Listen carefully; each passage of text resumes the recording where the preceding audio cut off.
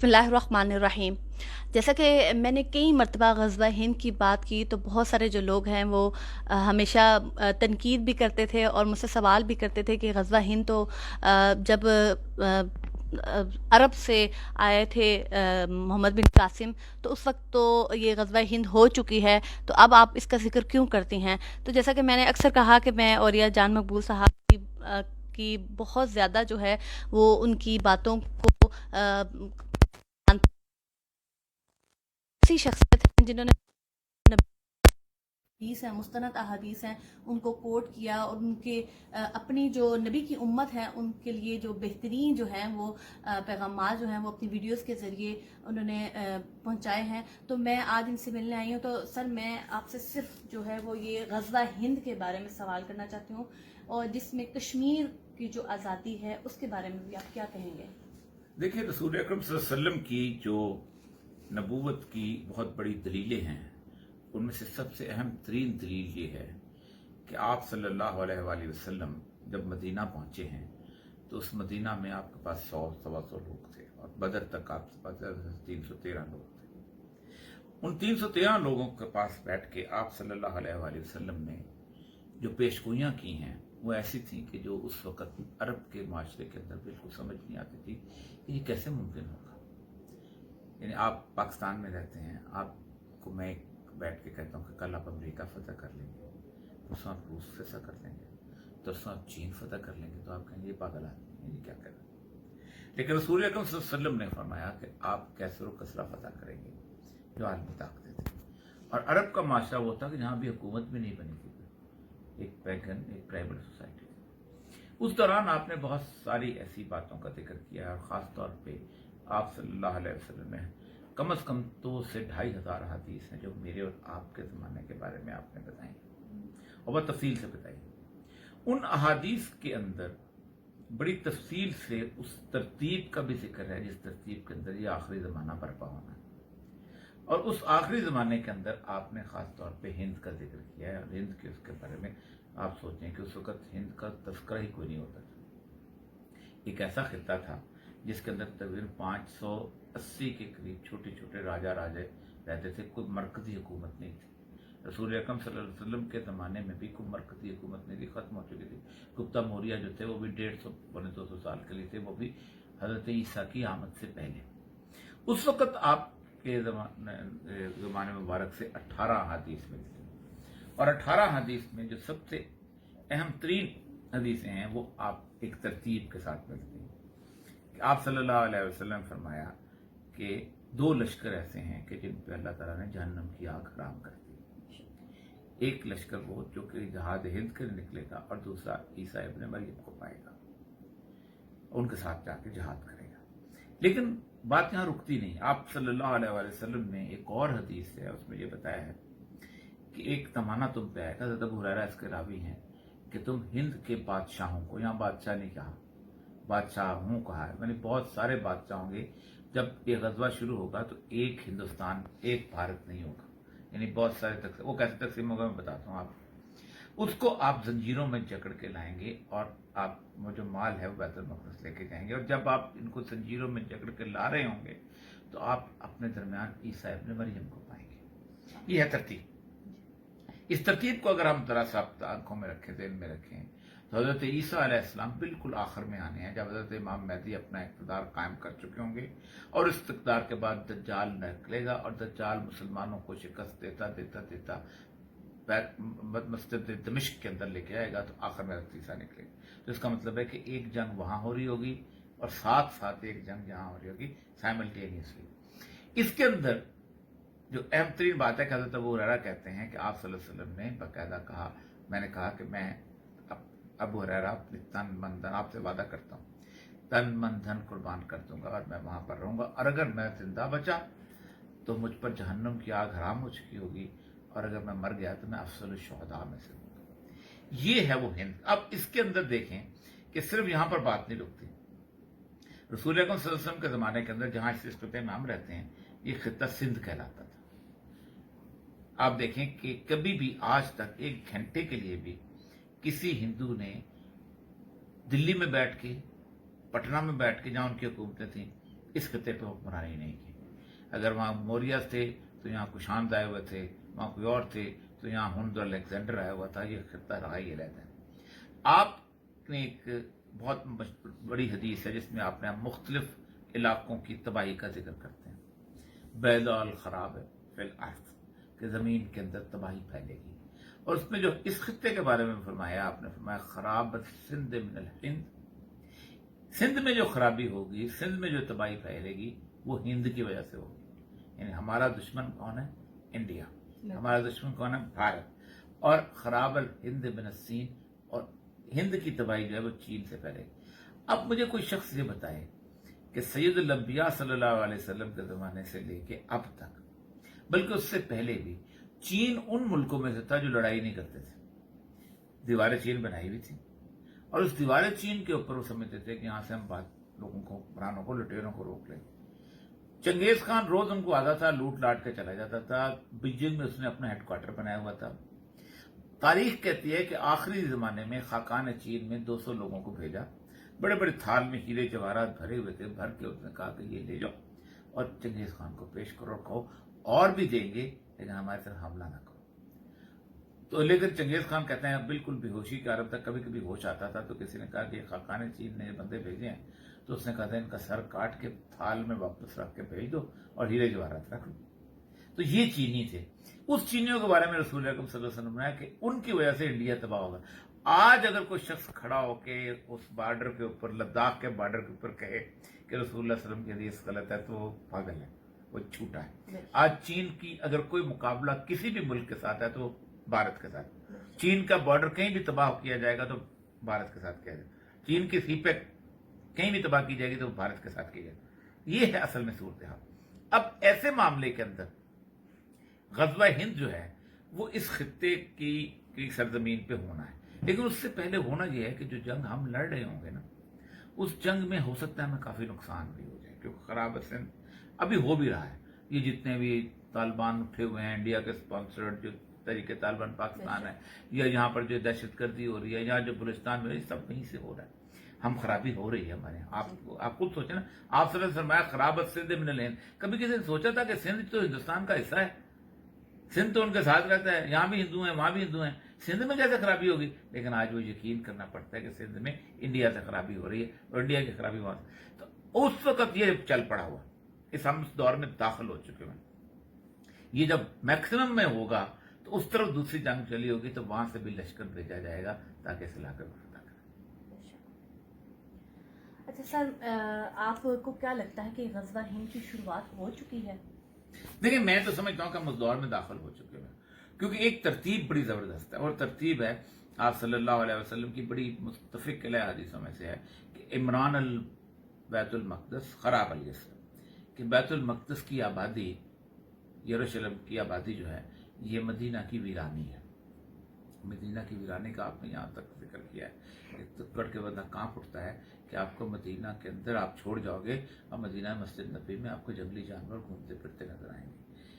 اور آپ نے فرمایا جب خراب الیسرب ہوگا تو اس کے بعد میں خروج الملحمہ، تو بڑی جنگ شروع ہو جائے گی. اور خروج الملحمہ یفتح القسطنطنیہ، پھر اس کے بعد قسطنطنیہ فتح ہو. تو وہ جنگ کے اندر داخل ہو گئے. دیکھیں 57 اسلامی ملک ہیں، 57 میں سے جن 4 ملکوں میں رسول اکرم نے فرمایا جنگ ہوگی وہیں ہو رہی ہے.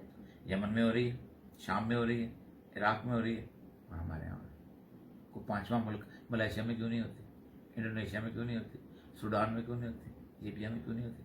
کیونکہ یہی میدان جنگ بننا ہے اور اسی جگہ پہ سب کچھ ہونا ہے. اچھا سر، میں آپ سے یہ پوچھنا چاہتی ہوں کہ جیسے خراسان کا لفظ استعمال ہوا ہے، آپ کی اکثر ویڈیوز میں نے دیکھا ہے کہ آپ خراسان کا لفظ استعمال کرتے ہیں. تو کیا خراسان جو ہے صرف افغانستان کے اندر ایک چھوٹے سے علاقے کا نام ہے، یا خراسان جو ہے وہ پاکستان، ایران اور ہندوستان اور افغانستان کی پٹیوں کو کہا جاتا ہے؟ دیکھیں پرانا جو قدیمی نقشہ نکالیں تو ہند جو ہے یہ بنیادی طور پر یہ شروع ہو جاتا تھا اس علاقے، ہند کہتے ہیں بیسیکلی کالے رنگ کو. اس کا حافظ کا شعر ہے کہ اگر آپ ترک شیرازی بدستارت دلے مارا بخال ہندوش بخشم سمرقند و بخارا رہا. اگر وہ میرا محبوب مجھے مل جائے تو میں اس کے گال پہ جو ہندوش کالا تل ہے میں اس پہ دنیا سمرقند و بخارا بھار. مطلب تو ہند بیسیکلی کالے رنگ کو کہتے ہیں. تو ہند کے آپ کو پتہ ہی انڈیا کے لوگ جو ہیں وہ خاصے سے خاصے کالے ہیں. میں ایک دفعہ ایران میں تھا تو مجھے ایک شلوار قمیض پہنی ہوئی تھی تو مجھے ایک ایرانی کہتا ہے کہ آج ہند میں آئی کہ تم انڈیا سے آئے ہو. تو میں نے کہا اس رنگ کا ایک بندہ تم انڈیا میں نکال تو میں تمہیں دکان تمہاری شرط لگانے کو تیار. تو نہیں وہ تو اس لیے ہند کہا جاتا. یہ سندھ کا علاقہ علیحدہ تھا اور سندھ کو بھی کہا علیحدہ رسول اکرم صلی اللہ علیہ وسلم کے زمانے میں سمجھا جاتا ہے. اس کے بعد سندھ میں جو دریائے سندھ کے دوسری طرف علاقہ ہے, دریائے سندھ میں اٹک کا علاقہ جو ہے, دریائے سندھ کے اس طرف جو بلوچستان کا علاقہ ہے, اور یہ علاقہ جو ہے یہ ماوران نہر کا جو علاقے سے پہلے دریائے ایمو سے پہلے یہ پورا علاقہ خراسان تھا. تو اس خراسان میں آپ کے آتے ہیں کابل آتا ہے, قندھار آتا ہے, غزنی آتا ہے, اور تھوڑا بہت علاقہ جو ہے وہ مشہد کا آتا ہے. ایران کا آخری حصہ جو ہے ٹوٹا جو ہے نا مشہد کا. بلکہ ایرانی جو ہیں خراسانیوں کو بہت برا سمجھتے ہیں, سمجھتے ہیں یہ بدتہذیب لوگ ہیں, اکھڑ لوگ ہیں, خراسانی کو کہتے ہیں. ایون پٹھان بھی خراسانیوں کو جو ہے نا وہ تہذیب یافتہ پٹھان ہے نا جو کابل میں ہوتا ہے, جو آغائے گل اور آغائے شمال اسے فارسی بولتے ہیں, وہ بھی خراسانیوں کو کہتے ہیں بد تہذیب لوگ. لیکن انہی خراسانیوں سے ملا عمر پیدا ہوتا ہے. بالکل. اچھا سر, میں آپ سے یہ بھی بات پوچھنا چاہتی تھی کہ جس طرح دیکھیے فلسطین ہے, آپ کی ویڈیوز میں نے پچھلے دنوں دیکھا کہ اس کا آپ نے بتایا کہ اس طرح کچھ حصہ جو مغربی اردن ہے وہ روز بروز جو ہے وہ جو اسرائیلی ہیں اس پہ قبضہ کر رہے ہیں. تو اسرائیل یہودیوں کے بارے میں تو ہم نے قرآن پاک میں بہت پڑھا ہے کہ اللہ تعالیٰ کی بڑی لاڈلی قوم تھی, لیکن اللہ تعالیٰ نے بعد میں ان پہ لعنت بھیجی. لیکن انہی کے اندر جو ہے وہ آرتھوڈاکس بھی ہیں اور بھی بہت سارے ہیں جو کہتے ہیں کہ آپ جو ہے یہ سلیمانی ہیکل مت بنائیں. تو آپ کیا سمجھتے ہیں کہ کیا نبی کریم کی احادیث ایسی موجود ہیں کہ مسجد اقصی کو شہید کیا جائے گا اور تیسرا تھرڈ ٹیمپل بنایا جائے گا؟ دیکھیں سورہ بنی اسرائیل, حدیث تو بات کی بات ہے, سورہ بنی اسرائیل پوری تاریخ ہے یہودیوں کی. اللہ تبارک تعالیٰ نے بالکل آغاز میں لکھا ہے کہ ہم نے کتبنا, ہم نے لکھ دیا کتاب کے اندر, ہم نے طے کر دیا کہ تم 2 دفعہ علوا کبیرہ بڑی تم وہ کرو گے, جسے کیا کہتے ہیں نافرمانی. جب تم پہلی نافرمانی تم نے کی جب بخت نصر کے زمانے میں, تو اللہ کہتا ہے ہم نے بڑے سخت جان لوگ تم پہ مسلط کیے اور وہ بڑی تباہی آئی. وہ تو بہت حضرت عیسیٰ سے پہلے کی باتیں ہیں. وہ بخت کا نصر جو تھا وہ ان کو لے گیا تھا اور وہ ان کو بابل میں چلا گیا تھا, 80,000 بندوں کو مار دیا تھا, کچھ کو غلام بنا دیا تھا, یہ وہیں رہتے تھے. پھر اللہ کہتا ہے لیکن ہم نے تم پہ کرم کیا. اور آپ کو یاد ہوگا کہ سائرس اعظم نے ان کو وہاں سے نکالا ایرانیوں نے, اور ایران نے ان کو واپس آباد کیا. وہاں آباد اللہ کہتا ہے جب دوسری بات آئی تو ہم نے تم نے پھر نافرمانی کی. انہوں نے حضرت عیسیٰ علیہ السلام کے ساتھ جو حرکت کی, ان کو صلیب پہ چڑھانے کی کوشش کی اور اپنے طرف سے چڑھا دیا تھا. تو اللہ نے 70 عیسوی میں ٹائٹس چرنیل کو بھیجا اور ٹائٹس چرنیل نے ان کا ہیکل سلیمانی تباہ کر دیا اور سب کچھ کر دیا. اللہ کہتا ہے ہم نے تم پہ ایک عذاب مسلط کیا. اللہ فرماتے ہیں وَقَطَعْنَاهُمْ فِي الْأَرْضِ أُمَمًا, ہم نے تمہیں پوری دنیا میں تقسیم کر دیا. کوئی ادھر چلا گیا, کوئی ناروے چلا گیا, کوئی سویڈن چلا گیا, کوئی یورپ چلا گیا, کوئی انڈیا آ گیا, کوئی نائجیریا. اب اللہ کہتا ہے کہ آخر میں پتہ ہے کیا کروں میں, جینا بکم لفیفا, جب آخری وقت آئے گا نا میں تمہیں دوبارہ اکٹھا کر لوں گا. اب یہ دوبارہ اللہ کے حکم سے اکٹھے ہو گئے پوری دنیا سے, اور پھر ہوگا یہ کہ ان پر حضرت عیسیٰ جو ہے وہ بھیجے جائیں گے, تاکہ وہ جو اصل میں ہوتا ہے کہ جو بھی کسی پیغمبر کو قتل کرنے کی کوشش کرتے ہیں, رسول کو, اللہ کا عذاب آتا ہے. یہودیوں کے ساتھ یہ ہوا ہے کہ انہوں نے حضرت عیسیٰ کو قتل کرنے کی کوشش کی, اللہ نے عذاب جو ہے وہ آخر وقت تک سسپینڈ کر دیا, ان کو اوپر لے گئے. اب جب وہ واپس آئیں گے تو جب دوبارہ پیش ہوگا کہ اب تو آگے, اب تم مانتے ہو کہ نہیں مانتے. اب کچھ اللہ فرماتے ہیں کچھ ماننے کے کافی, کچھ نہیں مانیں گے. تو یہاں پر قرآن کہتا ہے بہت کمال بات ہے کہ ان اتم ادنا, اب تم نے کیا نا تو ہم پہلے والا حشر کریں گے تمہارے ساتھ. تو وہ حشر ہونے کے لیے اکٹھے ہوئے ہیں, وہ بنا لیں گے. پہلے ہمیں مال کی سزا ملنی ہے. اور یہ جو لڑائی ہونی ہے نا, اس میں نہ عرب ہونے ہیں نہ ایرانی ہونے. رسول اکرم صلی اللہ علیہ وسلم نے فرمایا کہ ویل للعرب من شر قد اقترب, ایک فتنہ جو کہ بہت قریب آ چکا ہے. بلکہ فرمایا کہ ایک عورت جو ہے وہ ایک جوتا دیکھے گی اور اس کو اندازہ ہوگا کہ کسی قریشی کا جوتا ہے, لیکن قریشی دنیا میں موجود نہیں ہوگا.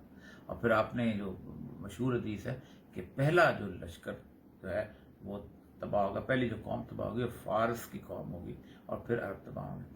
تو یہ ابھی جو ایران اور سعودی عرب کی جو لڑائی چل رہی ہے, اس میں دونوں جو ہے نا یہ پہلوان جو ہیں دونوں مر جائیں گے تھک تھکا کے. یعنی کہ اجمیوں کے لیے بشارت ہے، لیکن یہ صرف سمجھنے کی بات ہے. تو میں آج اولیاء جان مقبول صاحب کے اور میرے خیال سے ڈاکٹر اسرار کے میں نے بہت زیادہ جو ویڈیو کلپس ہیں ان کے خطابات جو ہیں، ان کے خطبات جو ہیں وہ سنے ہیں. تو میں آپ تمام لوگوں سے یہ کہوں گی کہ دیکھیں جس طرح غزوہ ہند کے بارے میں اور آخری جو جنگ ہونی ہے اس کے بارے میں ہمیں اس طرح کے جو لوگ ہیں وہ ہمیں اب انفارمیشن دیتے ہیں، جبکہ 1400 سال پہلے ہی اللہ تعالیٰ نے قرآن پاک میں ایک ایک لفظ جو ہے وہ ہمیں بتا دیا ہے. میرے خیال سے ہم سب کو اب اپنا قبلہ درست کرنے کی ضرورت ہے. جزاک اللہ. اولیاء جان مقبول صاحب، آپ کا بہت تجربہ ہے، آپ نے دنیا دیکھی ہوئی ہے اور آپ نے بہت زیادہ جو ہے وہ مطالعہ کیا ہوا ہے. میرا سوال آپ سے یہ ہے کہ آپ اپنے تجربے سے اور اپنے علم سے بتائیں کہ ایسی کیا وجوہات ہیں کہ آج 72 سال ہو چکے ہیں کہ کشمیری بھی کئی حصوں میں تقسیم ہو گئے ہیں، چاہے وہ آزاد ریاست میں ہیں، چاہے مقبوضہ کشمیر میں، لداخ میں، یا چاہے گلگت بلتستان میں. آج آپ جانتے ہیں کہ گلگت بلتستان کو شور ڈالا جا رہا ہے کہ اس کو صوبہ بنایا جائے نہ بنایا جائے، لیکن 72 سال گزر چکے ہیں. ہماری جو یونائٹڈ نیشن کی قراردادیں ہیں وہ صرف ردی کی ٹوکری میں جس طرح پڑی ہوں ویسی ہیں، کوئی ان پہ عمل درآمد نہیں ہو رہا، رائے شماری نہیں کی جا رہی. آپ کیا سمجھتے ہیں 1947 سے لے کے ابھی تک جو ہے وہ کشمیر کیوں آزاد نہیں ہو رہا؟ اس میں کس کی غلطی ہے؟ پاکستان کی، ہندوستان کی، شملہ ایگریمنٹ کی، یا یونائٹڈ نیشن کی، یا کشمیریوں کی خود کی؟ ہم سب کی غلطی، بہت بڑی غلطی. اس کی بنیادی وجہ یہ ہے کہ ہم نے تصور ہی غلط پہلے دن سے اس کا کشمیر کا رکھا ہے. ہم نے اس کو ایک قومیت کی جنگ بنایا ہے، ہم نے اس کو اللہ اس کے رسول کی جنگ نہیں بنایا. دیکھیں، انڈیا جو ہے امریکہ سے طاقتور تو نہیں ہے، انڈیا نیٹو فورسز سے طاقتور تو نہیں ہے. افغانستان میں امریکہ 48 ملکوں میں داخل ہوتا ہے، 2001 میں داخل ہوا ہے. آج صورتحال یہ ہے کہ بھاگ رہا ہے. بے شک، اس میں کوئی شک نہیں ہے. افغانوں کے پاس ایٹم بم نہیں ہے، F-16 نہیں ہے، F-35 نہیں ہے، ہومی ٹینک نہیں ہے، ٹیکنالوجی نہیں. کیا وجہ ہے؟ بنیادی طور پہ انہوں نے ایک پہلے دن سے جو تصور بنایا تھا کہ ہم نے اس سرزمین کے لیے جنگ نہیں کرنی، بلکہ اگر یہ سرزمین ہمیں مل جائے تو یہاں اللہ کے دین کے نفاذ کے لیے جنگ کرنی. ہم نے کشمیر کو بنایا ایک قومی دائرہ کار. یہ پاکستان کی بنیادی روح کے خلاف ہے. پاکستان جو تھا یہ قومیت کے نعرے سے مختلف تھا. دنیا میں کم از کم 200 سال سے ایک علم مجھے اور آپ کو پڑھایا جا رہا تھا کتابوں میں کہ قومیں 4 چیزوں سے بنتی ہیں: رنگ سے بنتی ہیں، زبان سے بنتی ہیں، علاقے سے بنتی ہیں، اور نسل سے بنتی ہیں. یہ بنایا گیا. میں جس وقت بنا رہا تھا پاکستان تو پوری دنیا اسی بنیاد پہ تقسیم ہو رہی تھی. مصری کہتے تھے ہم مصری ہیں، فرعون کے اولاد میں سے ہیں، کہا تمہارا ملک تمہیں دے دیتے. شام والوں نے کہا ہم تو پرانے شامی ہیں، ہم تو اسرانی بولا کرتے تھے، انہوں نے دے دیا. عراق والوں نے کہا ہم تو بابل و نینوا والے ہیں، ہمیں دے دو، دے دیے. ساروں کو انہوں نے ان کے رنگ، نسل، زبان کی بنیاد پہ دے دیا. جب میری باری آئی نا، میری پاکستان بننے، تو میں نے کہا میں محمد حسین چیمہ ہوں، یہ ارجن داس چیمہ. ہم ساگ ایک طرح کا کھاتے ہیں، ہم بنگڑا ایک طرح کا ڈالتے ہیں، ہم ہیرے ایک طرح کی کھاتے ہیں. ہمارے گھر کے اندر لوگوں کے رسم و رواج میرا بھائی نہیں ہے. کیوں نہیں ہے؟ کیونکہ لا الہ الا اللہ محمد رسول اللہ نہیں کہتے. ہم نے بابا اجداد کی قبریں چھوڑی، ہم نے اپنے گھر چھوڑے، اپنے سب کچھ چھوڑے، ہم نے ایک علیحدہ ملک بنایا. لوگ کہتے ہیں کہ یہ ملک جو ہے یہ پنجابیوں، بلوچوں، سندھیوں اور پٹھانوں نے مل کے بنایا. جھوٹ بولتے ہیں. میں نے پنجابیوں سے انکار کیا تھا تو یہ ملک بنا تھا، ورنہ میرے ساتھ کے 2 کروڑ پنجابی ادھر ہی بیٹھے ہیں. میں نے پٹھانوں سے انکار کیا تھا ورنہ پورا افغانستان پٹھانوں کا ہے. میں نے بلوچوں سے انکار کیا تھا ورنہ 40 لاکھ بلوچ تو ایران میں بھی ہیں. اس طرح میں نے سندھیوں سے انکار کیا تھا ورنہ آدھا راجستھان جو سندھیوں. تو ہم ایک کلمے کی بنیاد پہ ہم اس پہ چلے تھے. لیکن ہم نے کشمیر کی جنگ کیا کی؟ ہم نے کہا نہیں، ایک کشمیری قوم کی جنگ ہے. قوم کی جنگ میں پھر نصرت ہم سے چھین کے ملک بنایا اللہ کے نام پہ. ہم اگر یہ کہتے کہ کشمیر کو ہم وہ جو علی گلائن نہ لگا تھا پاکستان سے رشتہ کیا، لا الہ الا اللہ، ہم اس کی بنیاد پہ نہیں لڑے. ہم نے کہا کہ نہیں، یہ تو باؤنڈریز ہیں، یہ تو انفنش ایجنڈا ہے. یہ تو یونائٹڈ نیشن نے، آپ مجھے بتائیں، یونائٹڈ نیشن کو 1945 سے لے کے اس نے کسی ایک ملک کو آزادی دلائی؟ 76 ایئر ہو چکے ہیں. کسی ایسٹ تیمور آسٹریلیا کی فورسز داخل ہوئی، اس نے کرائی. ٹھیک، اس کے بعد دارفور امریکہ داخل ہو اس نے کرے، بوسنیا امریکی جہاز آئے تو اس نے داخل کر آزادی دلائی. کوئی ایک ملک بتائیں. اقوام متحدہ کی کراتا ڈپیٹنگ سوسائٹی ہے. اصل مسئلہ یہ ہے کہ بنیادی طور پر کوئی اور راستہ نہیں. گزشتہ 50 سال سے جتنی بھی جنگیں لڑی گئی ہیں وہ فوج نے نہیں لڑی، وہ پراکسی سے لڑی گئی ہیں اور پراکسی نے جیتی. ویتنام کی جنگ پراکسی سے جیتی گئی، ملک فتح کیا انہوں نے، امریکہ کو بگایا. افغانستان کی جنگ پراکسی سے جیتی گئی. کوئی مجھے بتائیں جس ملک نے آزادی لی ہو اس نے فوج، کیونکہ فوج جب لڑنی شروع ہوتی ہے 2 دن کے بعد عالمی طاقتیں آ کے بیٹھ جاتی ہیں سیز فائر کرو. اور پاکستان اور انڈیا تو اب اس قسم کی صورتحال میں آ گئے ہیں، ہم کبھی جنگ کر ہی نہیں سکتے، اس لیے کہ ہم ایٹامک پاور ہیں. اور ایٹامک پاور کا مطلب یہ ہوتا ہے کہ اگر 25 بم ہم نے چلا دیے چھوٹے چھوٹے اور 25 انہوں نے چلا دیے چھوٹے چھوٹے بھی چلا دیے، تو 50 بموں سے حالت یہ ہوگی کہ پوری دنیا کے اندر ایک عجیب و غریب قسم کی، جسے کہتے ہیں ونٹر، نیوکلیر ونٹر آ جائے گی. ایک دھواں اسموگ چھا جائے گی جو 20 سال تک رہے گی. اور 20 سال تک سورج کی روشنی نہ کیلیفورنیا کو ملے گی، نہ واشنگٹن کو ملے گی، نہ لندن کو ملے گی، نہ بیجنگ کو ملے گی. اور ہماری فصلیں جو ہیں صرف 25% پکیں گی، جس سے قحط آ جائے گا. تو ہمیں کون جنگ کرنے دے گا؟ تو جنگ جو ہے وہ بیسیکلی وہیں پر ہی ہوگی اور انڈیا کے اندر ہوگی. اور انڈیا کے مسلمانوں نے، کشمیری جو تھے وہ جو ذاکر موسیٰ اور وانی یہ کہا کرتے تھے، میری بہت تفصیل سے ان سے کب وہ کہتے تھے جب تک انڈیا کا مسلمان ہمارے ساتھ کھڑا نہیں ہوگا ہم جنگ نہیں جیت سکتے. 22 کروڑ مسلمان تھا، گالی نکالتے تھے کشمیر کو کہ ہمیں جناب انہوں نے تباہ خراب کر دیا ہے، ہمارا امیج تباہ کر دیا. آج کشمیریوں کے ساتھ ہیں کیونکہ آج کٹ لگ رہی ہے CA/NRC کے بعد. جی ہاں، اس سے پہلے ہی شروع ہو گئے تھے. جس وقت لنچنگ شروع ہوئی ہے، جن لوگ گوشت کھانے میں مارنا شروع، تب ان کو پتہ چل گیا. اب دیکھیں نا، 2 قومی نظریہ جو ہے سب سے پہلے اس برصغیر پاک و ہند میں 1920 میں گولوارکر اور ساورکر نے پیر بنایا تھا. جو ہندوتوا کتاب ہے اس میں یہی لکھا کہ یہ زمین جو ہے یہ بنیادی طور پر دیوتاؤں کی سرزمین ہے. ہند کی جو سرزمین ہے، اس سرزمین کے اوپر کسی اور کو رہنے کا حق حاصل نہیں. جو نیٹو قومیں ہیں وہ دوبارہ ہندو ہو جائیں، اور جو باہر سے آئے ہوئے ہیں وہ سارے سعودی عرب چلے جائیں یا ایران چلے جائیں، جہاں جہاں سے آئے تھے وہاں چلے جائیں، کیونکہ وہ بھرشٹ کیا، انہوں نے زمین کو ناپاک کیا. آپ کو اندازہ ہو رہا ہے؟ اس کا مطلب یہ ہے کہ اب جو جنگ ہونی ہے، جو کشمیر کی آزادی کی جنگ ہونی ہے، وہ پاکستان انڈیا تک محدود نہیں ہوگی.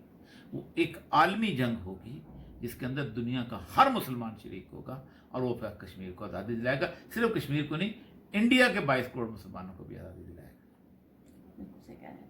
آخر میں صرف اتنا کہوں گی کہ جس طرح آج اولیاء جان مقبول صاحب نے جہاد کی بات کی، غزوہ ہند کی بات کی، اور انہوں نے کشمیریوں کو ایک راستہ دکھایا کہ آپ کبھی بھی یونائٹڈ نیشن کو آج 76 ایئر بنے ہوئے ہو چکا ہے، لیکن میرا خیال سے کہ آپ جن قراردادوں کی باتیں کرتے ہیں وہ صرف اور صرف ریٹن، آپ ان کو پیپر کہہ سکتے ہیں، وہ آپ کی رائے شماری، جو میں اپنے تجربے سے بھی کہتی ہوں، جیسے میں کشمیری ہوں اور میں بہت لوگوں کو ملتی ہوں، مجھے نہیں لگتا کہ 50 سالوں میں کشمیریوں کو رائے شماری کا حق دیا گیا ہو.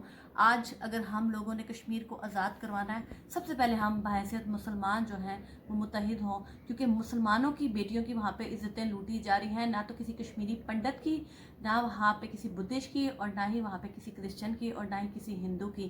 تو آپ سمجھ لیں کہ اگر آپ مسلمان ہیں اور نبی کریم سے محبت کرتے ہیں تو آپ کو کون سا راستہ اختیار کرنا ہے. آپ نے کیا ان لوگوں کا پلو پکڑے رکھنا ہے جن پہ اللہ نے لعنت بھیجی ہوئی ہے، اور یا پھر آپ نے ان لوگوں کا پلو پکڑنا ہے جن پہ نبی کریم صلی اللہ علیہ وسلم کی خاص نظر کرم ہے. اور وہ آپ دیکھ سکتے ہیں افغانستان کے جیسے لوگوں نے آج فتح حاصل کی. آپ کو بھی انہی کا راستہ اپنانا پڑے گا، تبھی آپ کشمیر کو آزاد کروا سکیں گے، ورنہ باقی سب باتیں بے ایمانی ہیں. شکریہ، جزاک اللہ.